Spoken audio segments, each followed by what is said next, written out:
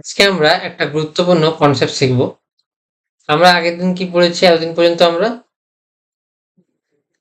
হুম, high আমরা আজকে একটা নতুন জিনিস শিখবো। অ্যালকোহলের সাথে কিভাবে এইচএক্স এর রিয়াকশন করা হয়। আমরা আগে অ্যালকিনের সাথে এইচএক্স এর রিয়াকশন পড়িয়েছি। এইচএক্স বলতে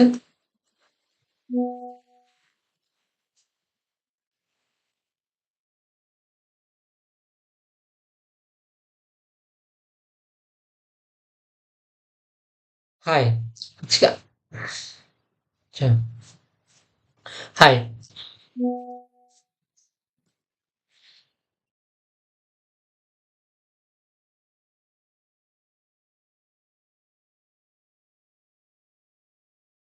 হাই এর আগে আমরা পড়েছি অ্যালকিনের সাথে এইচএক্স এর রিয়াকশন।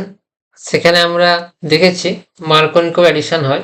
প্রথমে প্রোটন গিয়ে অ্যাড হয় টার্মিনাল কার্বনটাতে, যেখানে বেশি সংখ্যক হাইড্রোজেন থাকে।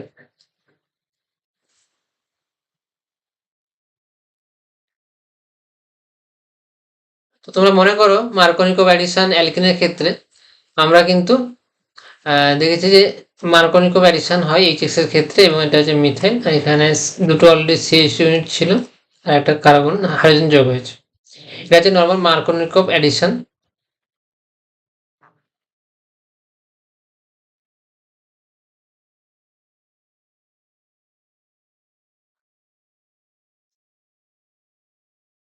এইচএক্স এর অ্যালকিনের সাথে এখানে এইচএক্স কারা না, এক্স হচ্ছে হ্যালোজেনকে রিপ্রেজেন্ট করা হয় এক্স এর মাধ্যমে।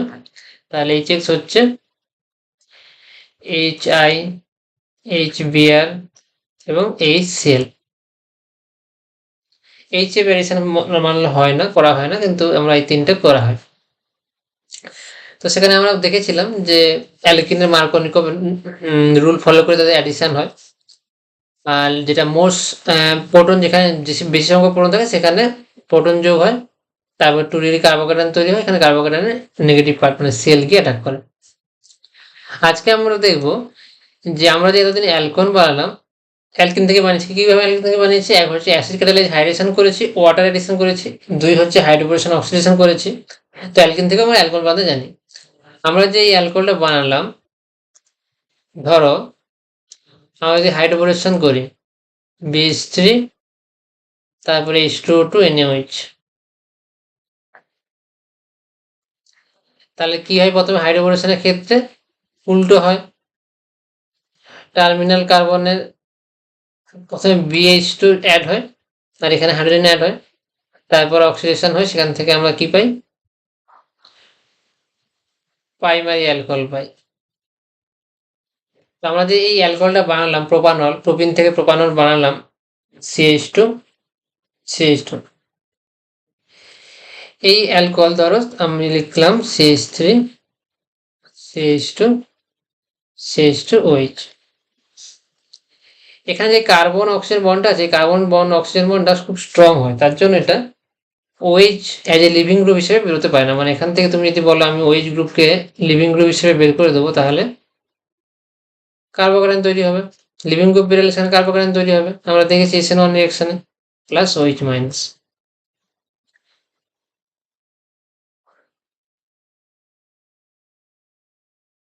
এইভাবে কিন্তু লিভিং গ্রুপ হিসেবে এটা বেরোতে পারে না। তার কারণ কি? কারণ হচ্ছে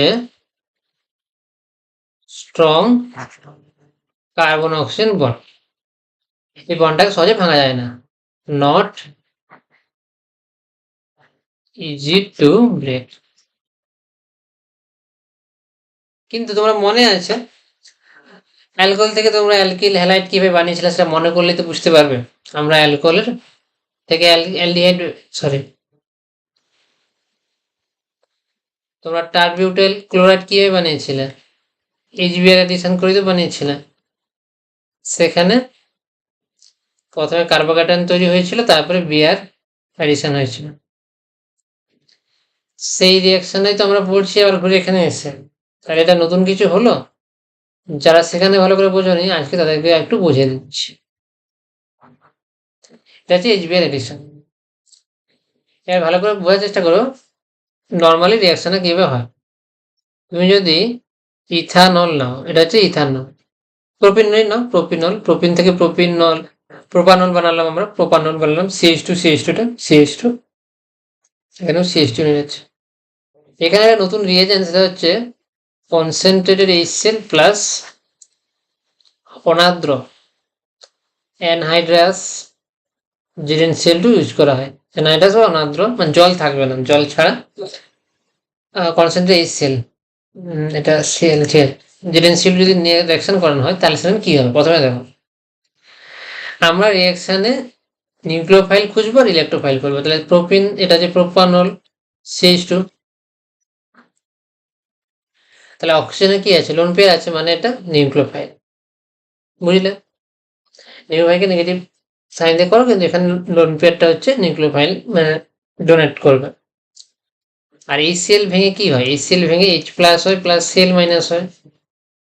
তাহলে এখানে ইলেকট্রোফাইলকে H প্লাস, তো H প্লাসকে OH ইলেকট্রন দেবে। ভালো করে বুঝে নাও কি করে কার্বন অক্সিজেন বন্ড ভাঙা হয়। তাহলে অক্সিজেন যখন দেবে একটা ইলেকট্রন, তখন অক্সিজেনের উপরে ঘাটতি তৈরি হবে। ইলেকট্রন যদি দিয়ে দেয় অক্সিজেনের উপরে ঘাটতি তৈরি হবে, তাই ঘাটতিটাকে বোঝানোর জন্য আমরা প্লাস হলো, মানে প্লাস মানে ঘাটতি তৈরি হয়ে গেছে। এবার দেখো এইখানে যদি এই মলিকুলটাকে তুমি যদি ব্রেক করো তাহলে কি তৈরি হবে বলো তো, একটা ওয়াটার মলিকুল তৈরি হবে। আর ওয়াটার মলিকুল হচ্ছে খুব স্টেবল মলিকুল, ওয়াটার মলিকুল খুব স্টেবল মলিকুল। তার জন্য কি হয়, আগে OH বেরোতে পারছিল না, কিন্তু এখন H2 মলিকুল বেরোতে পারবে। তাহলে এখান থেকে যখন বন্ডটা ভাঙবে তখন H2 মলিকুল বেরোবে। এটা হচ্ছে একটা স্টেবল মলিকুল। এরা হচ্ছে কমপ্লিট, এরা আর কাউকে চাই না, স্টেবল মলিকুল হিসেবে বেরিয়ে যাবে। তখনই রিয়াকশানে এবারে লিভিং গ্রুপ হিসেবে বেরোতে পারলো। এতক্ষণ লিভিং গ্রুপ হিসেবে বেরোতে পারেনি, কিন্তু এখন ওয়াটারটা হচ্ছে গুড লিভিং গ্রুপ। তাহলে এখানে যেহেতু বেরিয়ে আছে, এখানে কার্বোক্যাটায়ন তৈরি হবে। এই কার্বোক্যাটায়নটা হচ্ছে 1 ডিগ্রি কার্বোক্যাটায়ন, বুঝতে পারলে, এটা 1 ডিগ্রি কার্বোক্যাটায়ন। এবারে ভালো করে বোঝার চেষ্টা করো, 1 ডিগ্রি কার্বোক্যাটায়ন আমরা বানিয়ে ফেললাম। এরপরে এখানে Cl মাইনাস ছিল, Cl মাইনাসটা তুমি যদি অ্যাড করো, আমরা HCl অ্যাডিশন করাচ্ছি, তার জন্য CH2Cl। তুমি যদি HBr নিতে তাহলে কিন্তু তৈরি হতো বিআর। যদি তুমি HBr নিতে, এটা HBr নিলে তুমি তৈরি হবে বিআর, আর HCl যেহেতু আমরা তখন নিচ্ছি তার জন্য Cl তৈরি হচ্ছে, বুঝতে পারলে। এটা হচ্ছে প্রোপানল, এটা হচ্ছে 1 ডিগ্রি অ্যালকোহল, 1 ডিগ্রি অ্যালকোহল থেকে আমরা বানালাম। 1 ডিগ্রি অ্যালকোহল থেকে তো আমরা 1 ডিগ্রি অ্যালকিল হ্যালাইডই পাবো। আমরা অ্যালকিল হ্যালাইডের প্রিপারেশনে দেখিয়েছি 1 degree alkyl halide, alkyl chloride পেয়েছি এখানে, অ্যালকিল হ্যালাইড। তো 1 degree alkyl alcohol, 1 degree 1 degree alcohol থেকে 1 ডিগ্রি অ্যালকিল হ্যালাইড পাবো, বুঝতে পারলে। অ্যালকোহল থেকে অ্যালকিল হ্যালাইডে আসার জন্য আমরা কি করছি, HX অ্যাডিশন করছি, আর অ্যালকিল ক্লোরাইড থেকে অ্যালকোহল যেতে হলে কি করতে হবে, SN2 অথবা SN1 করতে হবে। তুমি এটাকে NaOH দিয়ে ট্রিট করো, OH দিয়ে ট্রিট করলে OH কি হবে, OH হয়ে যে গুড নিউক্লিওফাইল হিসেবে অ্যাটাক করবে, আর লিভিং গ্রুপ হিসেবে Cl মাইনাস বেড়ে যাবে। তাহলে তো তুমি কি 1 ডিগ্রি অ্যালকোহল পেয়ে যাবে। তো বুঝতে পারলে, খুব সুন্দরভাবে কানেকশনটা করার চেষ্টা করো। আমরা প্রথমে প্রোপিন নিলাম, প্রোপিনে HX অ্যাড করলাম, HX করলে আমরা কি পেলাম, অ্যালকিল হ্যালাইড পেলাম। অ্যালকিল হ্যালাইডকে যদি SN2 করি, 1 ডিগ্রি হলে SN2 হবে, SN2 করলে আমরা প্রোপানল পেলাম, বুঝতে পারলে। এত চলে এলাম। এবারে প্রোপানলকে যদি আমি আবার ঘুরে HX দিয়ে ট্রিট করি, HCl ধরো HCl, তাহলে ঘুরে আবার অ্যালকিল হ্যালাইড পেয়ে যাবো, বুঝতে পারলে। আর এলিমিনেশন রিয়াকশন যদি করো, ঘুরে আবার এলিমিনেশন করলে E2 হবে, E2-র মাধ্যমে আবার ঘুরে তুমি অ্যালকিনও পেয়ে যাবে। এখানে হচ্ছে E2 এলিমিনেশন। দেখো কেমিস্ট্রি কতটা সিম্পল আর লজিক্যালি মানে রাখতে হয়। একটা সুন্দর দেখো ছক কষে দিলাম তোমাদেরকে আমি, যে প্রথমে আমরা 11-এ অ্যালকিন কেমিস্ট্রি শিখে এসেছি, খুব সুন্দর কথা, অ্যালকিন কেমিস্ট্রি শিখে এসেছি। 11-এ আমরা অ্যালকিন পড়েছি, সেখানে আমরা HX অ্যাডিশন করলাম, আমরা কি পেলাম, অ্যালকিল হ্যালাইড পেয়ে গেলাম। তো 11-এ আমরা অ্যালকিল হ্যালাইড বানাতে শিখেছি। 12-এ এসে আমরা ফার্স্ট ক্লাসে অ্যালকিল হ্যালাইডে SN2 রিয়াকশন করলাম। 12-এ ফার্স্ট কেমিস্ট্রি SN2 অ্যালকোহল বানালাম, এবারে অ্যালকোহল বানালাম। এবার সেকেন্ড চ্যাপ্টারে দেখো তোমরা অ্যালকোহলের এইচএক্স অ্যাডিশন করে পুনরায় তোমার অ্যালকিল হ্যালাইড বানাচ্ছ, আর সেই অ্যালকিল হ্যালাইড থেকে কিভাবে এলিমিনেশন করে অ্যালকিল বানাতে হয় সেটা আমরা আবার সেই ফার্স্ট চ্যাপ্টারতে SN1 SN2 সাথে E2 E1 পড়েছি, সেখানে এলিমিনেশনের মাধ্যমে আমরা আবার ঘুরে অ্যালকিনে যেতে পারবো। তাহলে রিয়াকশন কিভাবে রিভার্সিবল হচ্ছে, মানে আমি তুমি একটা থেকে আরেকটা জিনিস বানাচ্ছ, আবার সেই জিনিস থেকে আবার ঘুরে কি করে পিছনে যাবে সেই জিনিসটা কিন্তু বুঝালাম। এই জায়গাটা তোমরা পজ করো ভিডিওটা, আরেকবার রিপিট করো, আরেকবার ভালো করে এই টেবিলটা বোঝার চেষ্টা করো। তাই এখান থেকে তোমরা ভাবো কেমিস্ট্রি কতটা সিম্পল। 11-এ পড়ে আসতে হবে, SN1 SN2 E1 E2 সেটাও পড়তে হবে, এবং অ্যালকোহলের চ্যাপ্টারও পড়তে হবে, এবং দেখো সবকিছু কানেক্টেড। এরপরে যদি কেউ বলে আমাকে কেমিস্ট্রি আমাকে প্রচুর মুখস্থ করতে, কেমিস্ট্রি মনে রাখতে পারি না, তাহলে তুমি পড়তে শেখোনি, কিভাবে পড়তে হয় সেটাই তুমি শেখোনি, তাহলে মনে তো রাখতেই হবে। এখানে পজ করো, আরেকবার ভালো করে দেখো, তারপরে আমরা এগোবো। ঠিক আছে, তাহলে এবারে চলো আমরা এগোই।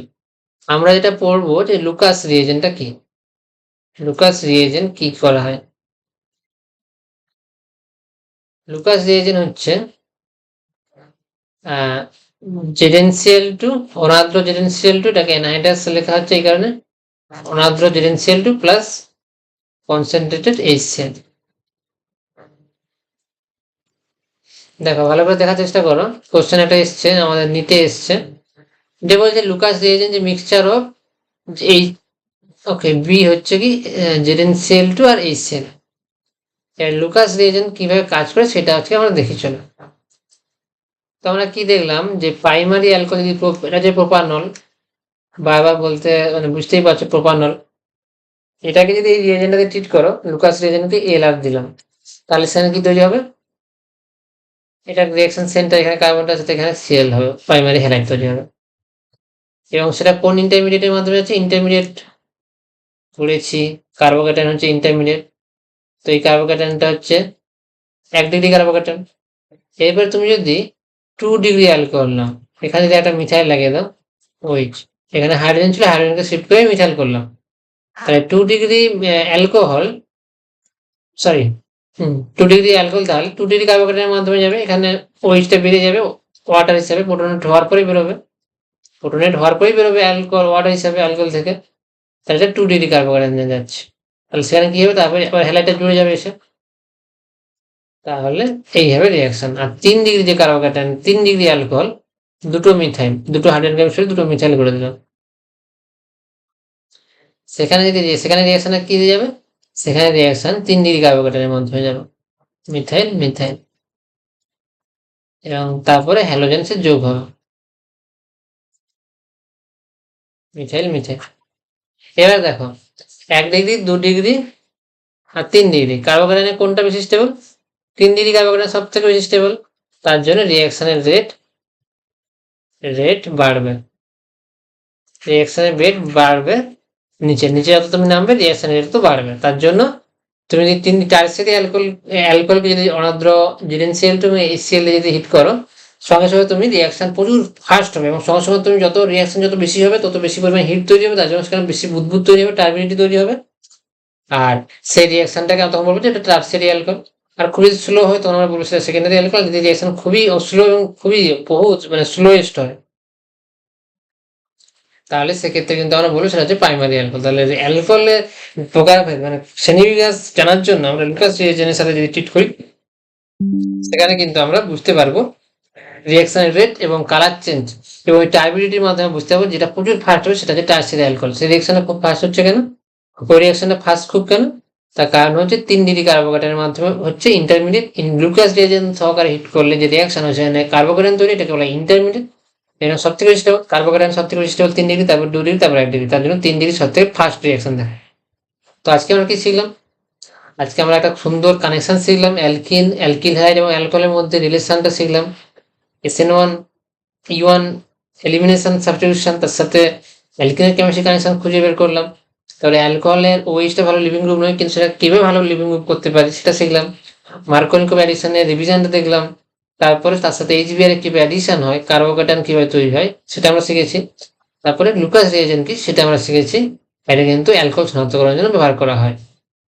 তো আমি তোমাকে এই নোটটাও সাথে পাঠিয়ে দেবো তোমাকে PDF করে, তাহলে তোমরা দেখতে পাচ্ছ প্রত্যেক ক্লাসে আমরা রিভিশন করছি, সাথে সাথে নতুন জিনিস পড়ছি, সাথে সাথে আমরা কানেকশন তৈরি করছি। তো এইভাবেই তোমাকে আন্ডারস্ট্যান্ডিং তৈরি করতে হবে। যত এইভাবে তুমি যখন আন্ডারস্ট্যান্ডিং তৈরি করবে তখন কেমিস্ট্রি তোমাকে মুখস্থ করতে হবে না। কারণ তুমি জানো অ্যালকিন থেকে অ্যালকিল হ্যালাইড হবে, অ্যালকিল হ্যালাইড থেকে অ্যালকোহল হবে, অ্যালকোহল থেকে আবার ঘুরে গেলে অ্যালকিল হ্যালাইড হবে, অ্যালকিল হ্যালাইড থেকে আবার এলিমিনেশন করে দিলে অ্যালকিন পেয়ে যাবো। তাহলে আমাদের দেখা হচ্ছে পরের ক্লাসে। আজকে এখান পর্যন্তই, ঠিক আছে।